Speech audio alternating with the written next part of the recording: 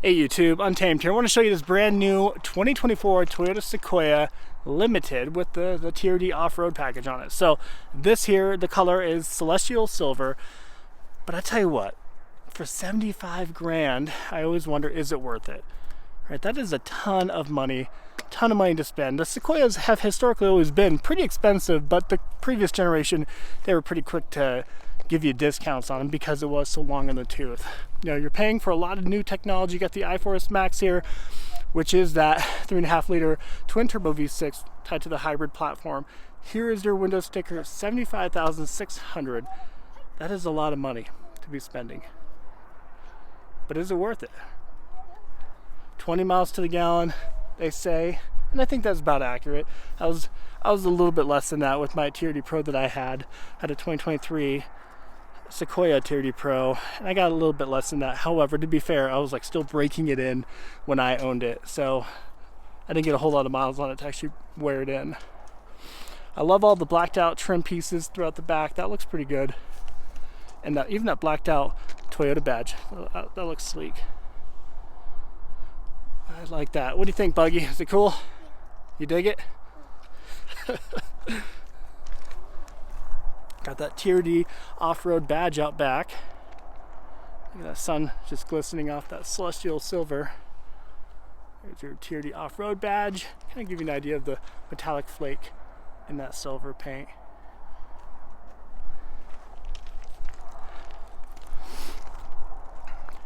Tell you what, this Sequoia's, it may as well be dang near invisible when you park it next to a solar octane 4Runner here. This is the TRD Off-Road Premium over there with the new 2024, sporting that solar octane color, which we know was the TRD Pro exclusive color for 2023. Hey buddy, don't kick rocks. I'll show you these wheels here. They look okay. I think they look better than several other wheel options, to include the Capstone. The Capstone is a little too overkill in my opinion. Wrapped in some Falcon Wild Peak tires that look good. Let me know what you think of the headlights on this. I think it's sleek.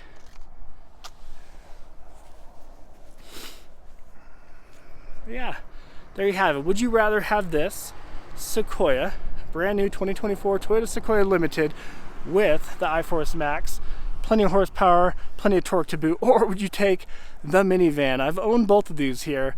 There's definitely pros and cons to each of them.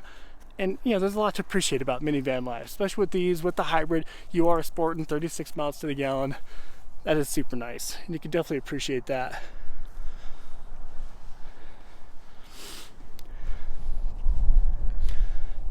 I think when it comes to minivans, this is definitely, I think, the sleekest when it comes to body lines. Just the whole front end, the swooping body lines that flow from the headlights into the side of the vehicle, up through this wheel arch here, the fender flare out back. I do think this is a very sleek looking minivan. I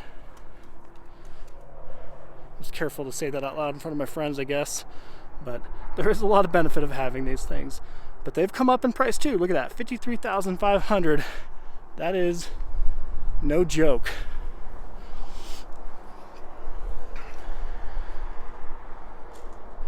This particular one is all-wheel drive. I believe I saw one on the back. Let's see.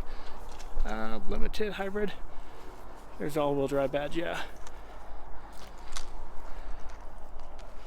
Our only complaint with really between both of these is, you know, tiny cargo space beyond that third row, right? And same goes for the Sequoia, unfortunately. The Sequoia has a tiny little cargo space beyond that third row in there.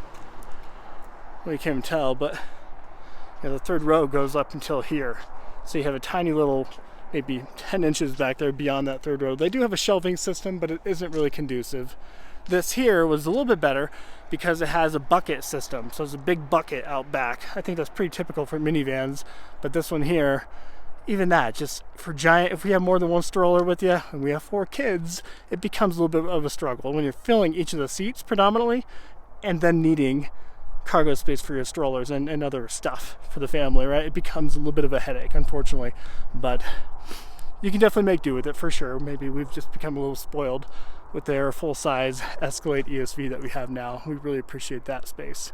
So I'll wrap up the video there, guys. Really just want to show you both of these vehicles side by side. Let me know which one you would prefer to get.